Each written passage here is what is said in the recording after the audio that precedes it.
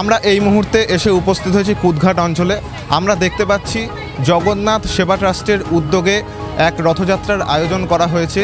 এই রথযাত্রার আয়োজন করা হচ্ছে বিগত 2 বছর ধরে। আমরা সরাসরি কথা বলে নেব এই শোভাযাত্রায় যারা উপস্থিত হয়েছেন তাদের থেকে এবং উদ্যোক্তাদের কাছ থেকে।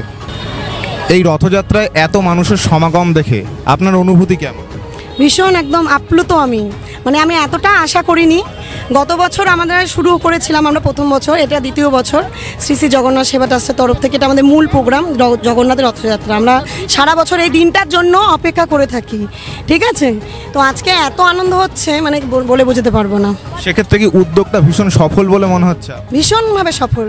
আমাদের মাননীয় মন্ত্রী অরূপ বিশ্বাস মহাশয় সহযোগিতায়, আর আমাদের পৌরপিতা 114 নম্বর ওয়ার্ডে বিশ্বজিৎ মণ্ডল মহাশয়, আর আমাদের মন্ত্রীর প্রতিনিধি পিন্টু বিশ্বাস মহাশয়ের মানে আমাকে ভীষণভাবে সহযোগিতা করেছেন, না হলে এত সুন্দর প্রোগ্রামটা হতো না। আপনারা কি এই রথযাত্রা ছাড়া আর কোনো সাংস্কৃতিক অনুষ্ঠানের উদ্যোগ নিয়ে থাকেন? হ্যাঁ, রথযাত্রার দিন থেকে আমাদের সকাল মানে 1 বছর থেকে আমরা আনন্দে থাকি। সারা বছর আমাদের অনুষ্ঠান থাকে, যেহেতু এটা ট্রাস্ট, সামাজিকমূলক কাজ আমরা করে থাকি। আর রথযাত্রাতে বিশেষ করে 9টা দিন আমরা প্রসাদ বিতরণ, তার মাঝে আমরা বস্ত্র বিতরণ করি, দুস্থদের সেবা দেওয়ার চেষ্টা করি, আর গরিব বাবা মাদের পাশে থাকার চেষ্টা করছি। আর আমাদের 7 দিন ভাগবত অনুষ্ঠান হয়, কীর্তন ভজন।